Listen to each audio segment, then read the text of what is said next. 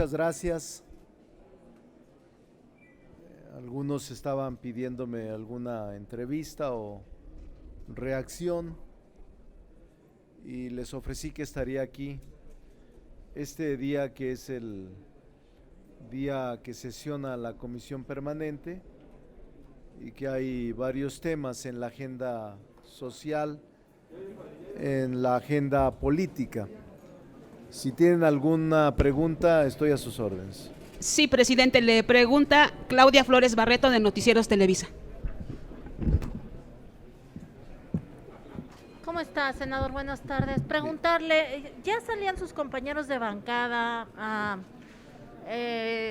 defender, digamos, el pacto que se presenta hoy en la mañana para controlar la carestía de los precios? Decían justamente que no se trata de una medida de control de precios. A mí me gustaría saber usted cómo ve estas medidas que se anuncian y el riesgo que usted ve de que en efecto pues la inflación se salga de control. Me gustaría eso por un lado, y por otra parte preguntarle, usted también en sus redes sociales ha hablado ya de la propuesta de reforma electoral. A mí me gustaría saber si está usted de acuerdo en todos sus puntos, particularmente en lo que toca al voto directo para elegir magistrados y consejeros. Eso no conlleva un riesgo. Dicen que pues se trata de una medida de control sobre el instituto y sobre el tribunal. Muchas gracias. Bueno, primero, Claudia, creo que la medida, el acuerdo que hoy se firmó por parte del presidente con los sectores productivos y empresarios fue afortunado, fue oportuno, es positivo. ¿Cuáles son los aspectos positivos que yo destacaría? Primero, no existe control de precios, por tanto, no hay distorsión en el mercado. Segundo, me pareció muy importante que sea un plan, un acuerdo que estimula la producción, pues se enfoca en aumentar la oferta y con ello disminuir los precios de los bienes señalados. Tercero, genera incentivos para que el consumo de los bienes se garantice para las familias, sin que esto impacte en un aumento de precios. Y cuarto, mediante la liberación de aranceles, se disminuyen precios de tales bienes, facilitando el intercambio comercial y haciendo más atractivo en el entorno económico internacional. Este acuerdo que hoy se firmó con dirigentes empresariales, con empresarios y con el gobierno, tiene una duración de 6 meses y se estabiliza mediante subsidios el precio de gasolina y el diésel, y propone aumentar la producción de maíz, arroz y frijol, y se estiman que al eliminarse los aranceles en maíz, arroz, frijol y leche, va a ser benéfico y aumenta también la distribución en los fertilizantes.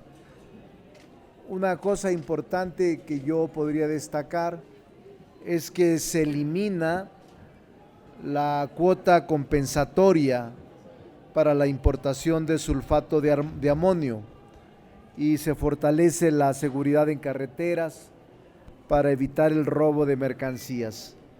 Se garantiza no aumentar los peajes en carreteras a cargo de Capufe. Es decir, Claudia, a mí me parece una medida correcta, oportuna e indispensable, orientada hacia las familias más vulnerables del país. Esperamos que tenga resultados positivos de inmediato. Pero usted no es un control de precios. No, no existe un control de precios. Es más, no lo aceptarían los empresarios, no hubieran firmado, porque finalmente esto generaría una distorsión en el mercado. No hay control de precios, es un acuerdo firmado por sectores económicos, empresariales y el gobierno, pero no hay una obligatoriedad. Es un acuerdo que de buena fe suscriben y que lo van a llevar a la práctica por la vía voluntaria. Sobre el asunto de la reforma electoral. Lo de la reforma electoral está en Cámara de Diputados. Me pareció muy bueno el que el bloque opositor haya presentado su propuesta, porque ambas se pueden complementar. ¿Aquí sí se le puede cambiar una coma? Yo creo que se va a tener que hacer. Yo saludo el que hayan presentado una propuesta de reforma electoral sin calificarla y sin... ¿Le gusta la primera, la Pero elección bueno, de candidatos? Es bueno. Ahora, yo sí estoy de acuerdo en la elección directa y universal de los integrantes de órganos electorales y del tribunal. Y estoy de acuerdo en la filosofía de la reforma de disminuir costos y de generar ahorros en las elecciones que son las más caras en el mundo. Y estoy de acuerdo en que pudiéramos ahora se abandona el principio mixto con preponderante mayoritario de 300 distritos y 200 pluris para establecer una sola lista nacional o circunscripción plurinominal para elegir a los diputados y senadores en razón de su fuerza política. Es interesante el planteamiento. Es prácticamente desaparecer la mayoría relativa y dar paso a la representación proporcional. Pero lo que todos tenemos que hacer es un ejercicio de debate abierto, de debate serio, de debate inteligente.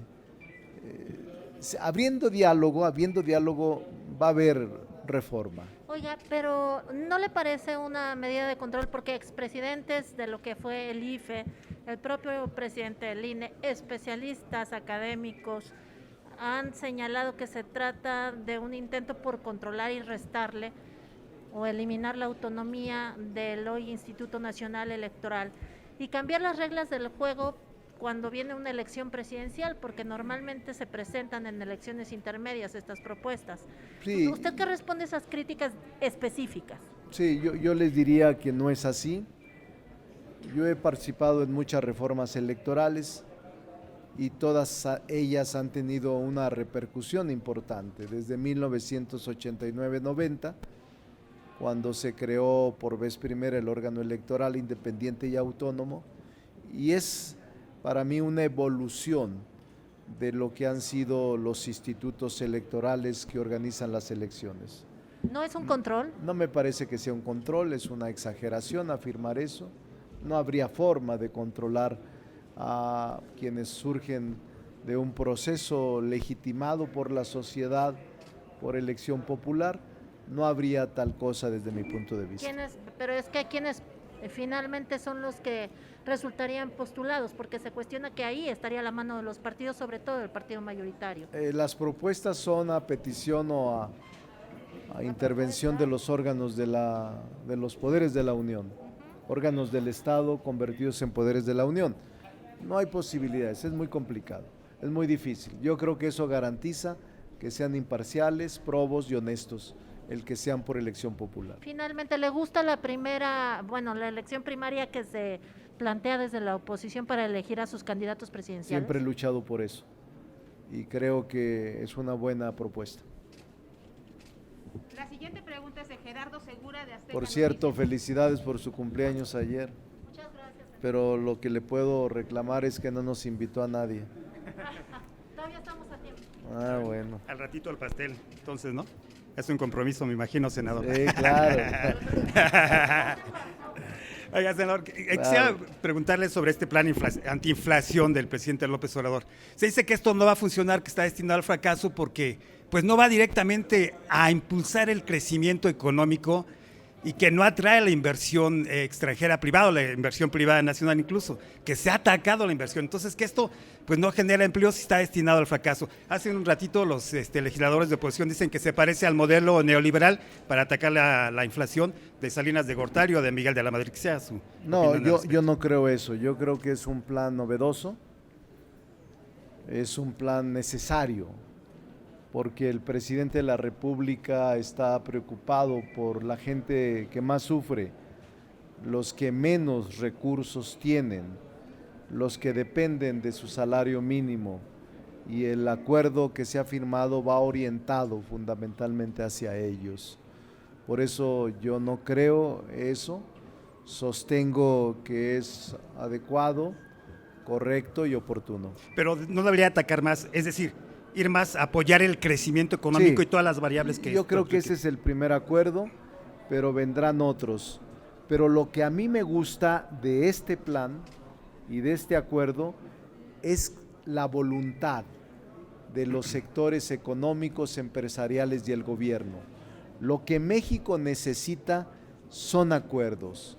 Lo que México necesita es abandonar la polarización y la crispación y buscar acuerdos. Este día fue un ejemplo de ello, de que el presidente está dispuesto a llevar a la práctica acuerdos y consensos por el bien del país.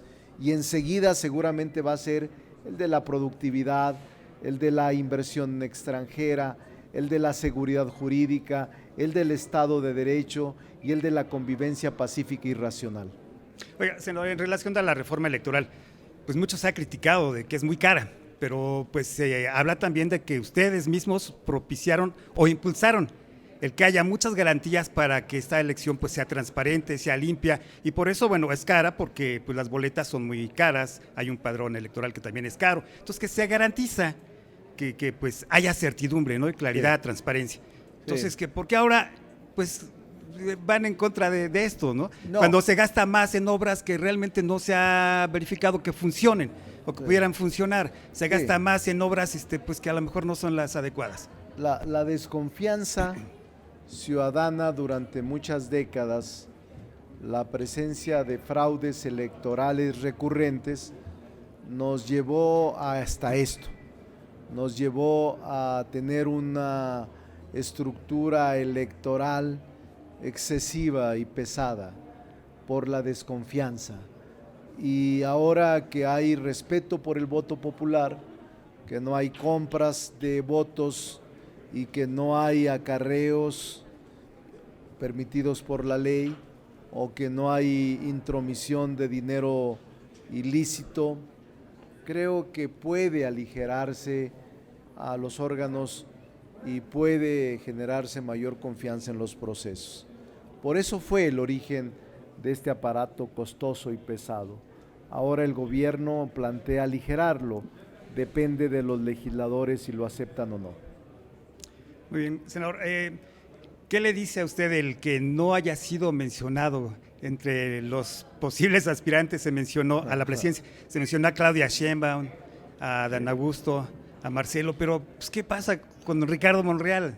No soy parte del club, pero tampoco soy corcholata. Soy un hombre libre, soy un hombre con autonomía en mis opiniones, soy un hombre consciente de lo que está pasando en el país y soy un hombre que sueña con la unidad de los mexicanos. Mi compromiso principal es que los mexicanos estemos unidos en lo fundamental. Y no estoy preocupado, porque aún con la exclusión es un honor estar con Obrador. Pero bueno, ¿pensaría usted en Movimiento Ciudadano, por ejemplo? ¿Es una posibilidad de Movimiento Ciudadano o de plano lo descarta? No estoy pensando ahorita. Movimiento Ciudadano tiene sus propios candidatos y están muy bien. El PAN tiene buenos candidatos, el PRI tiene buenos candidatos, el PRD tiene buenos candidatos y seguramente no les hace falta de fuera nadie. Van a tener su proceso interno y vamos a esperar. Oiga, no es una última cuestión que se me pasaba en relación a la reforma electoral. Es que Gerardo Fernández Noroña del PT dice, bueno, pues que no desaparecen los plurinominales, al contrario. Y bueno, y tal vez el que desaparecieran, pues les perjudicaría a ellos. No importa que les pudiera perjudicar a sus aliados, digamos, de estos aliados que tienen en el PT y el Verde Ecologista, que pudiera perjudicar la desaparición de recursos y de plurinominales. No, no les va a perjudicar. Sí, quiero ser muy franco, en el caso de la eliminación del financiamiento ordinario sí afecta a los partidos, porque no tendrán recursos para sus actividades ordinarias, ahí sí. Pero en el caso de la plurinominal no desaparece, al contrario, se convierte en un sistema de proporcionalidad puro. Se abandona el de mayoría relativa y ahora serán por listas como se elijan de acuerdo con la votación que se emite en favor de un partido político. Esa es la diferencia.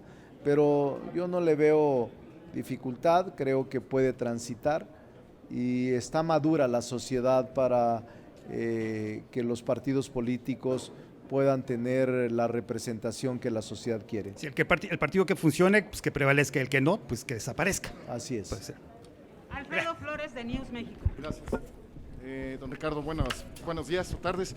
Dos preguntas muy simples. A ver, esto del pacto que hoy escuchamos, ya lo mencionó el compañero de TV Azteca hace un momento, pues recordemos en la época de Salinas los precios pacto, y además no es el caso, pero acordaremos que le quitaron 3 ceros al peso en ese entonces porque estaba disparada la inflación, que fue lo que dejó de herencia a Miguel de la Madrid. Sin embargo, en esa época ya se estaba cocinando el Tratado de Libre Comercio y eso ayudó a impulsar a la economía posteriormente y ya, pues bueno, la historia ya la conocemos. Pero en este caso estamos en situaciones distintas, la economía está contraída, hay un Tratado de Libre Comercio que está cuestionado por Estados Unidos en contra de México. Y el tema también de los granos, desde hace 3 años ya hay, bueno, si no es que un poquito más, la queja de los campesinos de que han ido disminuyendo los recursos para ellos, además de que con el cambio climático, pues para nadie es un secreto que se han caído las cosechas, no ha llovido y además ha llovido en desfases. Entonces, no está destinado al fracaso este pacto en el sentido alimentario y económico, con estos antecedentes y este comparativo porque Andrés Manuel es muy dado a retomar cosas del pasado para aplicarlas en el presente, pero son circunstancias distintas. Sí. Y en el tema electoral, ya nada más para concluir, dicen quitamos los plurinominales y todo esto, pero muchos de los coordinadores de todos los partidos políticos llegan por pluris, porque son los que tienen, como usted, talentos para coordinar a sus respectivos partidos. Si quitan esto, se quedarían entre comillas huérfanos, porque muchos no llegarían por voto directo. Gracias. Sí, primero, el de la inflación, yo les diría que la inflación es la figura más ominosa y más perjudicial para la sociedad, porque arrasa con todo y la inflación incluso la consideran como el impuesto más grave y más injusto para todos. El hecho de que se esté haciendo un intento para contener la inflación y moderarla me parece loable y me parece encomiable. No es igual a otros pactos de otros gobiernos en otros lugares o en otras etapas, en otros tiempos. No, yo creo que este acuerdo intenta primero moderar la inflación, frenar la inflación y proteger a los que menos tienen. Eso es lo que creo. Me parece muy delicada la presencia de la inflación mundial y la que en México existe se está intentando moderar. Se está intentando que el gobierno no ha aumentado las gasolinas y los combustibles aún cuando los precios internacionales están al alza de manera desproporcionada y también de manera absurda.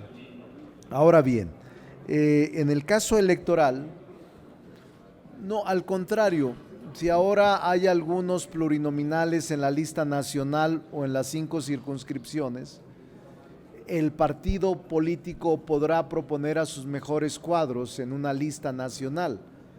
No serán por voto directo y no serán en distritos uninominales por mayoría.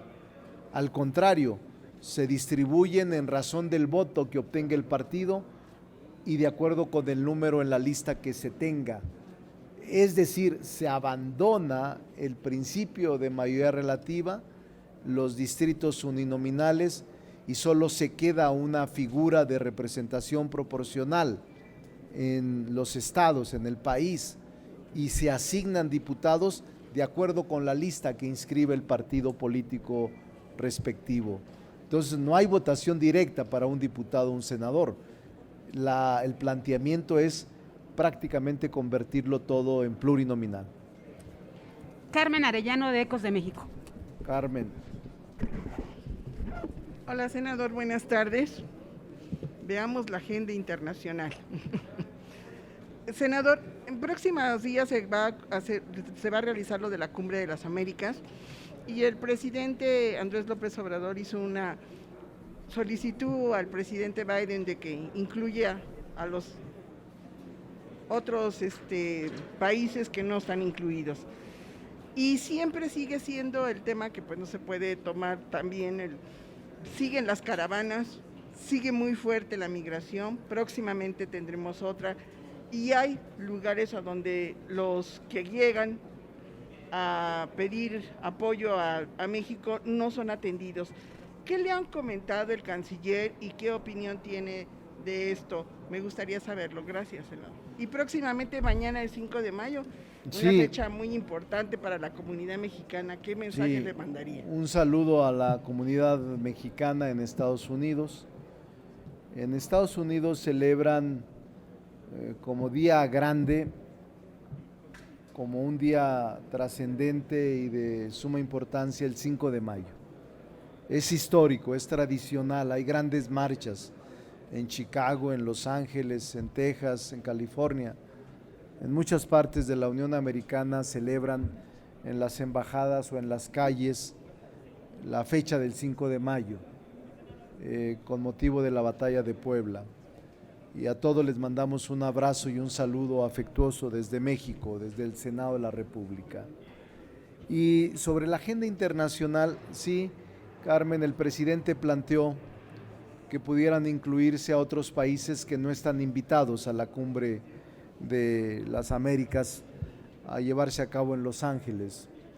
El presidente planteó que se invitara a Cuba, Venezuela, Costa Rica, a Nicaragua, perdón, y a todos los países que no estaban invitados.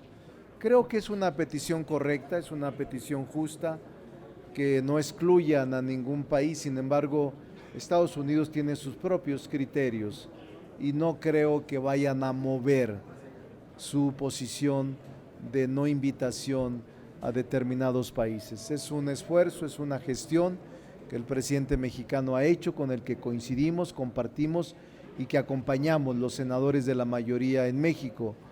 Y también que esta cumbre sea exitosa, porque tenemos que revisar temas como migración, como armas, introducción ilegal de drogas, crimen transnacional, pero también tendrán que revisarse el cambio climático, la Agenda 2030 y el tema del medio ambiente. Es decir, hay muchos desafíos que debemos platicar, pero estoy seguro que la agenda que va a prevalecer en esta reunión de la cumbre será migración, por un lado, cambio climático por el otro, medio ambiente y crimen internacional, la introducción de drogas y armas a los países que componen el hemisferio América, este continente. La penúltima pregunta es de Juan Pablo Guerrero, del Canal del Congreso. Senador, buen día. Solo preguntarle si desde las bancadas de Morena en la Comisión Permanente se perfila que pedirán la convocatoria de un eventual periodo extraordinario para terminar con los pendientes en ambas cámaras. Y en el caso del Senado, preguntarle si ya ha platicado con los demás coordinadores de un extraordinario para abordar, ya nos había comentado lo de la cannabis y también lo del INAI. No lo he conversado en la última pregunta con los senadores, coordinadores de grupos parlamentarios. Hoy tuve una reunión con los diputados, incluyendo a su coordinador Ignacio Mier y a su presidente de la Cámara, y no hemos profundizado sobre la necesidad de convocar un periodo extraordinario. Seguramente lo haremos los próximos días, pero ni con senadores ni con diputados hemos acordado nada sobre un próximo periodo de sesiones extraordinarias. Muchas gracias. Tenemos Nos todavía vemos. una última pregunta. Le pregunta Sandra Aguilar de México Político. Senador, buenas tardes, de México Político y de Tamaulipas. Hace algunos días estuvo de visita, por supuesto, en esta entidad. Y bueno, pues la gente de Tamaulipas quiere saber, de primera mano usted conoce la situación que se tiene en el campo y saber cuáles serán las propuestas o cuáles serán los beneficios. Usted, insisto, de primera mano pudo platicar con este sector, conoce la situación que se tiene ahorita en Tamaulipas, y mi segunda pregunta es, levanta la mano pues al candidato de Morena en Tamaulipas. Sí, bueno, yo creo que la reunión con los ganaderos de todo el país en Tampico fue muy importante. Conversamos sobre los problemas que aquejan al campo en general y a la ganadería en particular, y quedamos de construir una agenda legislativa de políticas públicas en su beneficio y revisar toda la agenda agropecuaria que es indispensable articular y revisar. Uno de los temas que escuché con mayor energía fue el de la inseguridad en el campo, y también el de la comercialización de sus granos y el de la autosuficiencia alimentaria y precios de garantía, así como la sanidad animal en el ganado y la exportación de ganado a Estados Unidos fundamentalmente. Vamos juntos a construir una agenda y vamos a ayudar en Tamaulipas, en el país, porque estaban todos los ganaderos de todos los estados del país. Y sobre si levanté la mano, no lo vi al candidato a gobernador de Morena, pero debo de decir con todas las palabras que debo hacer, que a mí me parece que va a ganar el compañero senador con licencia Américo Ramírez, que Américo es un hombre probo, es un hombre honesto, es un hombre recto, y que Américo va a ser un buen gobernador si los tamaulipecos y tamaulipecas deciden votar por él. Yo no fui a hacer campaña, fui a una reunión de trabajo con ganaderos, pero una gente me preguntó y le contesté. Para mí, Morena en Tamaulipas está muy fuerte, y la presencia de una vocación de cambio es fuerte en Tamaulipas. Yo creo que la gente está ya decidida a un cambio profundo en aquel lugar, pero tampoco será día de campo. Hay partidos contendientes que están luchando por el mismo cargo y yo no me confiaría, pero mi punto de vista personal es que se va a alzar con la victoria Américo Villarreal. Agradezco, senador. Gracias.